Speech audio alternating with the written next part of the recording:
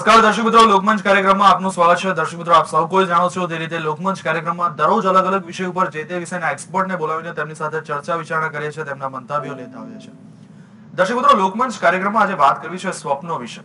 જી હા, દરેક લોકોને સ્વપ્ન તો આવતા હોય છે, પરંતુ કદાચ અલગ અલગ સ્વપ્નો આવતા હોય છે. કેટલાક ફિલોસોફર તો ક્યાંક એવી પણ વાતો કહેતા હોય છે કે બંધ આંખે પણ સપના આવે અને ખુલ્લી આંખે પણ સપના આવે. પણ આજે આપણે વાત કરવી છે બંધ આંખોમાં જે સપના આવે છે તેના વિશે. સ્વપ્નો પાછળ અદ્ભુત વિજ્ઞાન રહેલું છે. આપણા શાસ્ત્રો પણ સ્વપ્ન વિશે ઘણું બધું કહી ચુક્યા છે, પરંતુ આધુનિક યુગમાં સ્વપ્નો પાછળ ક્યાંક વિજ્ઞાન પણ અલગ કહી રહ્યું છે, તો જ્યોતિષ શાસ્ત્રની દ્રષ્ટિએ પણ તેનું મહત્વ અલગ છે. કહેવાય છે કે આધુનિક જમાનામાં ટેકનોલોજીનો આપણે ઉપયોગ કરી રહ્યા છે, પરંતુ આધુનિક થયા છતાં પણ સ્વપ્ન ઉપર આપણે ઘણી બધી માન્યતાઓ રાખીએ છીએ. કારણ કે જો અમુક પ્રકારના સપના આવે તો આપણે તેને અપશુકનિયાળ ગણીએ છીએ, જ્યારે અમુક પ્રકારના સપના આવે તો તેને શુકનિયાળ ગણવામાં આવે છે. પણ શું આ બધી વસ્તુઓ સાચી હોય છે ખરા? અને સ્વપ્ન આવે છે શા માટે? લગભગ જો આપણે રૂટીન લેંગ્વેજમાં વાત કરીએ, આપણા રૂટીનમાં, તો કદાચ એવું માનવામાં આવે કે દિવસ દરમિયાન જે કોઈ કાર્ય કર્યા હોય અથવા તો જે કોઈ વિષય વસ્તુને યાદ કરી હોય અને એ જ વિષય વસ્તુને જો રાત્રે ઊંઘતા પહેલા તમે યાદ કરો તો કદાચ એ વિષયનું તમને સ્વપ્ન આવે. પણ ઘણી વખત એવું થતું હોય છે કે જે તે વિષયની તમે કલ્પના પણ ન કરી હોય તેવા સ્વપ્ન પણ આવે છે. ઘણા સ્વપ્નો તો એવા હોય છે કે લગભગ દરરોજ આવતા હોય છે. તો આને એક માનસિક રોગ કહી શકાય? ખબર નહીં. જ્યોતિષ શાસ્ત્રની દ્રષ્ટિએ તેનું શું મહત્વ રહેલું છે? શું પૂર્વજન્મમાં કરેલા ફળો તેનું કોઈ અસર કરી રહ્યા છે એટલે એવા સ્વપ્નો આવે છે? વેલ, જાણીએ આપણે આજે આધુનિક રીતે અને જ્યોતિષ શાસ્ત્રની દ્રષ્ટિએ કે સ્વપ્નનું મહત્વ શું છે, શા માટે સ્વપ્ન આવે છે. અને આ જ વિષય ઉપર ચર્ચા કરવા મારી સાથે સ્ટુડિયોમાં હાજર છે ડોક્ટર ભાવેશભાઈ લાકડાવાલા, કે જેઓ સિવિલ હોસ્પિટલ માનસિક રોગ વિભાગમાં આસિસ્ટન્ટ પ્રોફેસર છે. ભાવેશભાઈ, આપનું સ્વાગત છે. અને દર્શક મિત્રો, અમારા બીજા મહેમાન છે દિલાવરસિંહ વાઘેલા, જેઓ જાણીતા જ્યોતિષ આચાર્ય અને વાસ્તુશાસ્ત્રી પણ છે. દિલાવરસિંહ, આપનું પણ સ્વાગત છે. સૌથી પહેલા આપનો સાયકોલોજીકલ પોઈન્ટ ઓફ વ્યૂ થી અને કોન્શિયસનેસ અને અનકોન્શિયસનેસ વિશે પણ આપણે વાત કરીશું. પણ પહેલા પૂછીએ દિલાવરસિંહને કે જ્યોતિષ શાસ્ત્ર શું કહી રહ્યું છે. દિલાવરસિંહ, શું કહેશો કે જ્યોતિષ શાસ્ત્રની દ્રષ્ટિએ સ્વપ્ન કેમ આવતા હોય છે?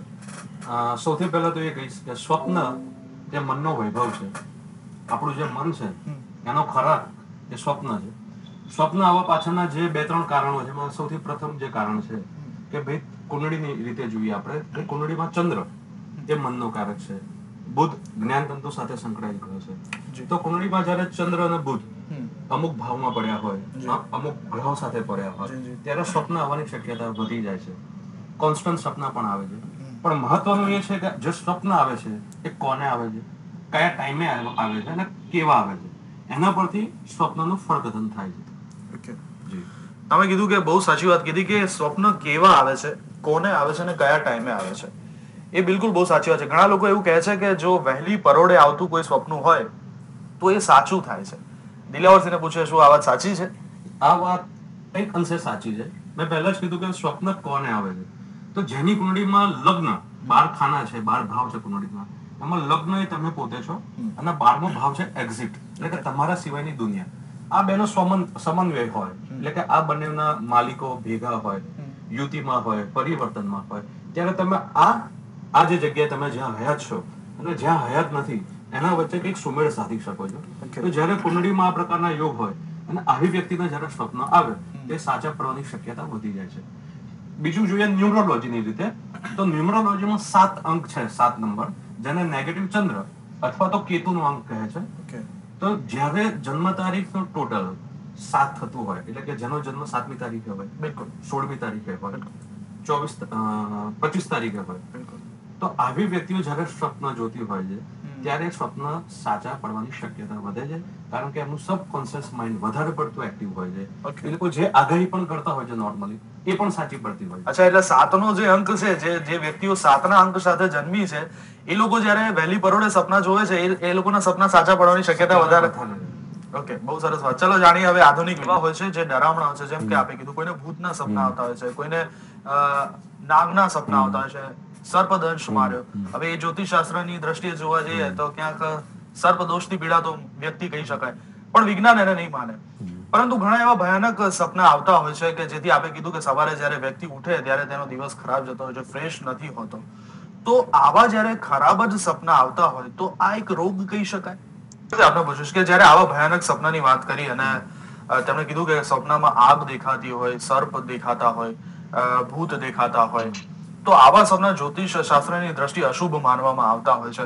કાં તો કોઈ દોષમાં, વ્યક્તિની જો કુંડળીમાં કોઈ દોષ હોય તો આવા સ્વપ્ન આવતા હોય છે. તો શું આની પાછળ તાર્કિક કારણ નીકળી શકે જ્યોતિષ શાસ્ત્રની દ્રષ્ટિએ? જ્યોતિષમાં મેં કીધું કે ચંદ્ર જે છે એ આપણા મનના વિચારો છે, આપણું માઇન્ડ છે. તો જ્યારે કુંડળીમાં ચંદ્ર સાથે રાહુ હોય, રાહુને સર્પ ગણવામાં આવે છે જ્યોતિષમાં. તો ચંદ્ર સાથે જ્યારે રાહુ બિરાજમાન હોય કુંડળીમાં, કે ચંદ્ર સાથે શનિ હોય, ત્યારે વ્યક્તિનું જે માઇન્ડ છે થોડુંક વીક રહેશે. રાહુ પોતે ભ્રામક દુનિયા ઉભું કરવામાં માને છે. એટલે ચંદ્ર રાહુ જ્યારે પંચમ ભાવ સાથે કનેક્ટેડ હોય, લગ્ન સાથે કનેક્ટેડ હોય, લગ્ન ભાવ, ત્યારે વ્યક્તિને સર્પના સ્વપ્ન આવવા સંભવ છે. ઘણી વખત એવું આવા યોગ હોતા નથી કુંડળીમાં, પણ ગોચરમાં જ્યારે રાહુ ચંદ્ર પરથી પસાર થતો હોય છે ત્યારે પણ વ્યક્તિને આવા સર્પના સપના આવતા હોય છે. એટલે પહેલા તો એની કુંડળી જોઈને નક્કી કરવું પડે આપણે કે ભાઈ આની કુંડળીમાં આ જે સ્વપ્ન આવી રહ્યા છે નેગેટિવ, તો ખરેખર એ ટેમ્પરરી છે કે એની ઇનબિલ્ટ કુંડળીમાં જ આ યોગો છે, તો પછી એનો આપણે ઉપાય કરવો પડે. બીજી વસ્તુ એવી છે કે જ્યારે કુંડળીમાં ચંદ્ર નબળો હોય, ચંદ્ર જ્યારે નબળો હોય ત્યારે વ્યક્તિ કોઈ પણ બાબતનો વિરોધ નથી કરી શકતી. દાખલા તરીકે ક્યાંય કામ કરતી હોય તો એના બધા કામ, પોતાનું કામ એને સોંપી દેશે અને મૂંગા મોઢે કર્યા કરશે. પણ એના મગજમાં એવું ચાલ્યા જ કરશે કે મારે આવું કરવા જેવું હતું, મારે આનો વિરોધ કરવા જેવો હતો, મારે આવું બોલવા જેવું હતું, પણ એ બોલી શકતો નથી. જે ભાવેશભાઈ તમે કહો છો કે અનકોન્શિયસ માઇન્ડ કે જે આપે છે એનો વિરોધ કરે છે. એ રીતે બુધ જે છે જ્ઞાન તંત્રો સાથે કનેક્ટેડ છે. તો ચંદ્ર અને બુધ એ બંને કલ્પનાના ઘોડા દોડાવે છે, કલ્પનાની દુનિયામાં લઈ જાય છે. એટલે જે લોકોએ સારી વાર્તાઓ લખી છે ચંદ્ર બુધ વાળા જ છે. એનો સ્વપ્ન જોયા ત્યારે જ વાર્તા લખી શક્યા. પણ જો ચંદ્ર બુધ હોય અને સાથે સાથે નેગેટિવ ગ્રહોની અસર હોય તો બે સ્વપ્ન જે છે એ વિકરાળ સ્વરૂપ ધારણ કરે છે. નેગેટિવ સ્વપ્ન તમે કીધું ફાયરના છે, સર્પના છે, તો આ બધા સ્વપ્ન ચાલુ થાય છે. એટલે મૂળ જયારે આવા નેગેટિવ યોગ ચાલતા હોય કે નેગેટિવ યોગો હોય ત્યારે ચંદ્ર અને બુધ નો ઉપાય કરવો પડતો હોય છે, રાહુનો ઉપાય કરવો પડતો હોય છે. એનાથી જે સ્વપ્ન જે છે એમાં થોડું રાહત મળી શકે છે. બિલકુલ. પણ ક્યાંક દિલાવરસિંહ એવું પણ છે કે જ્યારે સ્વપ્નમાં તમને લોહી દેખાય તો એને પાછું શુભ માનવામાં આવે, એની પાછળ શું કારણ? એના પાછળના ઘણા રીઝન છે. જેમ કે આપણે વાત કરીએ પાણી, તો એ પાણી તમને કઈ રીતે સપનામાં દેખાય છે એના પરથી સ્વપ્નનું વિશ્લેષણ કરવામાં આવે છે. દાખલા તરીકે તમે સ્વપ્નમાં વરસાદ જુઓ છો તો એ નેગેટિવ ઇન્ડિકેશન આપે છે કે ભાઈ કંઈક લોસ જશે. પણ તમે વહેતી નદીનું પાણી જુઓ છો તો એવું બતાવે કે તમારી હેલ્થ સુધરશે. દાખલા તરીકે તમે એવું ફાઉન્ટેન કોઈ જુઓ છો તો એવું બતાવે કે તમારી જીવનમાં જે દુઃખ હતું એ હવે જવાની તૈયારીમાં છે. એ રીતે બ્લડ જ્યારે લોહી દેખાતું હોય સ્વપ્નમાં ત્યારે પોઝિટિવ ગણાય છે. સ્વપ્નમાં જે વસ્તુઓ નેગેટિવ દેખાતી હોય એની પોઝિટિવ ઇફેક્ટ વધારશે. એકચ્યુઅલી એવું છે. દાખલા તરીકે સ્વપ્નમાં સર્પ આપણને દલશે તો એ નેગેટિવ ગણાય, લોકો નેગેટિવ માને, પણ એ પોઝિટિવ કે ભાઈ કંઈક રાજયોગ થશે, કંઈક સારું સન્માન મળશે. દાખલા તરીકે સ્વપ્નમાં તમે જેલમાં છો એવું તમને દેખાય તો એનો મતલબ એ થાય કે તમને કંઈક ઓનર મળવાનું છે, તમારું કંઈક રિસ્પેક્ટ થવાનું છે. એટલે સપનામાં જે ખરાબ વસ્તુ દેખાય એટલે સમજી લેવાનું કે જીવનમાં કંઈક સારું થવાનું છે. અને સારું જો વસ્તુ દેખાય તો સમજવું કે કંઈક મુસીબતો આવવાની છે થોડા ઘણા અંશે. એટલે અહીંયા વિપરીત પરિસ્થિતિ સ્વપ્નમાં આવે છે. મેઇન વસ્તુ નાખું કે કુંડળીમાં જો ચંદ્ર રાહુથી દુષિત થતો હોય અને જ્યારે આવા સ્વપ્ન આવતા હોય એ આખી વસ્તુ અલગ છે. આ મેં જે વાત કરી નોર્મલ વેમાં લોકો જે સ્વપ્ન જોતા હોય એની વાત છે. હવે જે તમે વાત કરી કે જે ખરાબ સપના આવતા હોય છે એમાં જેમ વૈજ્ઞાનિક દ્રષ્ટિએ તેનો ઉપાય છે એવી જ્યોતિષ શાસ્ત્રની દ્રષ્ટિએ પણ ઉપાય તો હશે જ. તો કેવા ઉપાય જ્યોતિષ શાસ્ત્રની દ્રષ્ટિએ આવા ખરાબ સપનાને દૂર કરવા માટે થતા હોય છે અને ખરેખર 100% રિઝલ્ટ મળતું હોય છે એનાથી? એની પાછળનું કારણ શું હોય છે? એના પાછળનું સૌથી પહેલા કારણ વિશ્વાસ. કોઈ પણ બાબતમાં તમને એનું રિઝલ્ટ ત્યારે જ મળશે કે તમને એમાં વિશ્વાસ હશે. દાખલા તરીકે હું જયારે નાનો હતો, મારા દાદા દાદી સાથે રહેતો હતો, મને સ્વપ્ન આવતા ત્યારે મારા ઉસીકા નીચે નાનું ચપ્પુ મૂકી રાખતા હતા. એટલે મારા મગજમાં એવું હતું કે બસ હવે સ્વપ્ન નહીં આવે તો નતા આવતા. પછી એ ઉપાય અત્યારે ઘણાને આપું છું. એટલે આ ઇનડાયરેક્ટલી હવે મનોચિકિત્સક તરીકે ભાવેશભાઈ પાસે હું પૂછીશ કે આ જે ટ્રીટમેન્ટ કરી મને સ્વપ્ન આવતા ત્યારે મારા ઉસીકા નીચે નાનું ચપ્પુ મૂકી રાખતા હતા. એટલે મારા મગજમાં એવું હતું કે બસ હવે સ્વપ્ન નહીં આવે તો નતા આવતા. પછી એ ઉપાય અત્યારે ઘણાને આપું છું. એટલે આ ઇનડાયરેક્ટલી હવે મનોચિકિત્સક તરીકે ભાવેશભાઈ પાસે હું પૂછીશ કે આ જે ટ્રીટમેન્ટ કરી અમને ઓશિકા નીચે ચપ્પુ મૂકવાની, આ એક માનસિક રીતે એ પ્રિપેર થાય કે મને આવા સપના નહીં આવે, તો આની દવા ફક્ત માનસિક મનોચિકિત્સક રીતે મનોચિકિત્સક જ કરી શકે તેવું નક્કી થયું.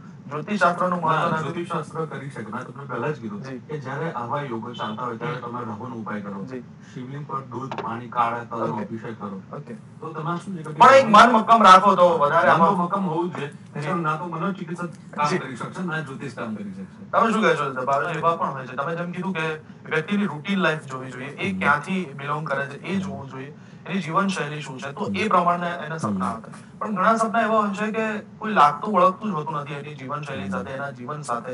એવા પ્રસંગોના પણ તેને કેટલાક એવા સપના આવતા હોય છે કે જેને હેરાન પરેશાન કરી નાખતા હોય છે. આની પાછળનું શું કારણ છે? એટલે કોશિશ કે ઘણા સ્વપ્ન એવા હોય છે, જ્યોતિષશાસ્ત્ર ઉપર પણ વિશ્વાસ રાખીએ છીએ અને વિજ્ઞાન ઉપર પણ રાખીએ છીએ, અને બંને આમ જોવા જઈએ તો ઇનડાયરેક્ટલી એકબીજા સાથે કનેક્ટ. તમે જે ચંદ્ર અને સૂર્યની વાત કરી, તો ચંદ્ર બુધ અથવા આપણી નાડીમાં જે શ્વાસ લઈએ છીએ એ ચંદ્ર અને સૂર્યની નાડી પ્રમાણે કામ થતું હોય છે. પણ જ્યોતિષશાસ્ત્ર પણ અદ્ભુત છે અને વિજ્ઞાન પણ અદ્ભુત છે, બંને પોતાની રીતના કામ કરી રહ્યા છે.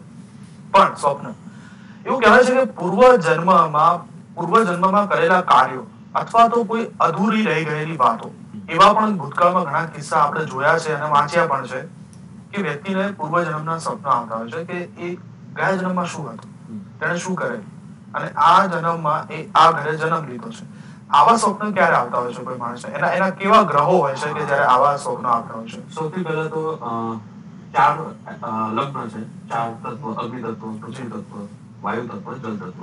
એમાં જે જલ તત્વના લગ્ન છે, એટલે કે કર્ક, વૃશ્ચિક અને મીન, આ 4 તત્વના લગ્ન એટલે કે આના પ્રભાવમાં આવનારી વ્યક્તિઓ હાઈપર સેન્સિટિવ હોય છે. એટલે આ લોકો આજુબાજુની બનનારી જે ઘટનાઓ છે એને પોતાની સાથે વણી લેતી હોય છે. એટલે જ્યારે જલ તત્વના લગ્ન હોય અને કુંડળીમાં 5મો ભાવ જે છે એ તમારો પૂર્વ જન્મનો છે, આના પહેલાનો તમારો કયો જન્મ હતો. આ સ્થાનમાં જો ચંદ્ર રાહુ હોય, મેં તમને જે વાત કરી, સૂર્ય રાહુ હોય, ચંદ્ર દૂષિત થતો હોય, અથવા તો ગોચરમાં ત્યાંથી રાહુ પસાર થતો હોય, ત્યારે વ્યક્તિને આવા સ્વપ્ન આવવાની શક્યતા વધી જાય. બિલકુલ. અને આવા સ્વપ્ન બંધ પણ થઈ શકે છે? બંધ પણ થઈ એ અમુક ઉંમર થયા પછી બંધ થાય છે કે એની પાછળ પણ કોઈ વિધિ કાઢવી પડે છે? દાખલા તરીકે ભાઈ રાહુ જે છે, રાહુથી ત્યાં ચંદ્ર ડિસ્ટર્બ થયેલો છે, તો ચંદ્રની ઉંમર 24 વર્ષ છે, રાહુના 42 યર્સ છે, તો એવું કહી શકાય ભાઈ 30-32 વર્ષ પછી આની નેગેટિવિટી ઓછી થશે. સાથે સાથે ચંદ્ર જે છે ને આપણે બળ આપવું પડે, એટલે કે ચંદ્રનો વ્યક્તિ મંત્ર કરે. રાહુને બળ ઓછું કરવું પડે, એટલે કે રાહુનું દાન કરવું પડે. રાહુને લગતી જે પણ વસ્તુ હોય એનું વ્યક્તિ દાન કરે, શિવલિંગ પર દૂધ, પાણી, કાળા તલ ચડાવે, થોડોક યોગાસન કરે, સૂર્ય ગાયત્રી મંત્રની ઉપાસના કરે. તો આનાથી શું છે કે આ જે સ્વપ્ન આવવાની જે તીવ્રતા છે એ ધીમે ધીમે ઓછી થઈ શકે છે. અને જેમની કુંડળીમાં ગોચરમાં બધી વસ્તુ ઊભી થઈ જતી, એટલે કે ગ્રહો ફરતા હોય છે, એના લીધે જયારે આ વસ્તુ ઊભી થઈ હોય ત્યારે ત્યાંથી જે ગ્રહ નીકળી જાય, એટલે રાહુ ત્યાંથી 1.5 વર્ષે નીકળી જતો હોય છે, એટલે 1.5 વર્ષ પછી એને સ્વપ્ન બંધ થઈ જશે. અચ્છા, હવે આ તો વાત થઈ, એમને પહેલા સ્વપ્નમાં આવી જતું હોય છે, એ મેં તમને કીધું ઉપર જશે. અચ્છા, રાઈટ, એ 7 નંબર ભાગ ભજવતો હોય છે. આ લોકોનું સબકોન્શિયસ માઇન્ડ બહુ એક્ટિવ હોય છે. સાથે સાથે એ લોકો કુદરતની વધુ નજીક હોય છે. બેઝિક આપણા ઋષિ મુનિઓ જે હતા એ સારામાં સારું ભવિષ્ય કથન કરી શકતા હતા, કારણ કે કુદરતની એકદમ નજીક રહેતા હતા. તમે જેટલા કુદરતની નજીક રહેશો, તો કુદરતના નિયમો પ્રમાણે ચાલશો, એટલું જ તમે વધારે સારું કુદરતને જાણી શકશો. આ બધા કુદરતના ભેદ છે. એસ્ટ્રોલોજી, ભવિષ્ય કથન એ કશું નથી, કુદરતનો એક ભેદ છે. તો તમે કુદરતની નજીક જેટલા જશો એટલું સારામાં સારું ભવિષ્ય કથન કરી શકશો. બિલકુલ. અને આપણે ટેલિપેથી બી કહી શકીએ કે ભાઈ ટેલિપેથીથી અમુક વસ્તુ જણાવતા હતા આપણા ઋષિ મુનિઓ. એ વસ્તુ છે જ, એ ક્યાંય ગઈ નથી, પણ આપણને આવડત નથી કે આપણે એટલા કુદરતની નજીક જઈ શકતા નથી. એટલે હવે આપણે ફાસ્ટ ફૂડિયા થઈ ગયા છે, એટલે કદાચ એ આપણામાં આવડત રહી નથી. હવે શું કહેશો, વિજ્ઞાન પાછળ રહી ગયું છે કે પૂર્વજન્મ અને ભવિષ્યની જે વાતો થઈ રહી છે એ સ્વપ્ન હજી વિજ્ઞાન નથી સમજી શકતું કે આ કઈ રીતના બની શકે છે? એમાં કદાચ જ્યોતિષશાસ્ત્ર સુપીરિયર નીવડી શક્યું છે. ભૃગુનંદી નાડી કરીને એક ગ્રંથ છે સાઉથનો, એમાં તમારી હાલની કુંડળી એના પરથી કોઈ એનાલિસિસ કરી તો પૂર્વજન્મમાં તમે શું હતા, ત્યાં તમે કઈ કઈ ભૂલો કરી હતી, એના લીધે કયો દોષ આવ્યો અને એનો હવે તમારે પરિહાર કઈ રીતે કરો એ આખું આપેલું છે.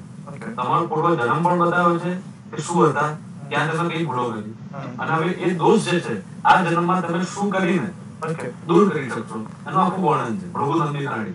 બિલકુલ. ભાવેશભાઈ, તમે કઈ કહેવા માંગો છો? બીજું ઘણી બધી વાત કરવી છે ભાવેશભાઈ જોડે અને નવરસિંહ સાથે, પણ સમયની મર્યાદા નડી લીધી, કારણ કે ખૂબ રસપ્રદ વાતો ચાલી રહી છે સ્વપ્ન વિશે, અને કેટલી બધી સારી ગ્રંથોના નામ પણ આપ્યા, અને મનોચિકિત્સક જે પહેલા થઈ ગયા મહાન મનોચિકિત્સકો, તેમને પણ સરસ પુસ્તકો લખ્યા છે, અને તેમનો પણ અત્યારે વાત થઈ છે. પરંતુ આ જે ચર્ચા થઈ એમાં એક વસ્તુ ચોક્કસ નીકળે છે કે દરેક વ્યક્તિને સ્વપ્ન તો આવે છે, ખરાબ આવે છે કે સારા આવે છે, કેમ આવે છે એ પણ આજે જાણ્યું. વિજ્ઞાન અલગ કહી રહ્યું છે, જ્યોતિષશાસ્ત્ર અલગ કહી રહ્યું છે, ક્યાંક ગ્રહો અસર કરી રહ્યા છે તો ક્યાંક સબકોન્શિયસ માઇન્ડ અસર કરી રહ્યું છે. પણ ફક્ત મારે એટલું કહેવાનું કે સ્વપ્ન જુઓ, સારા જુઓ, અને જો સારા સપના હોય તો સાચા કરવા માટેની મહેનત કરો. વેલ, આ ચર્ચામાં ભાગ લેવા માટે ભાવેશભાઈ અને દિલાવર સાહેબ બંનેનો ખૂબ ખૂબ આભાર. તો દર્શક મિત્રો, આવતીકાલે ફરી મળીશું એક નવા વિષય સાથે. ત્યાં સુધી રજા આપશો. નમસ્કાર.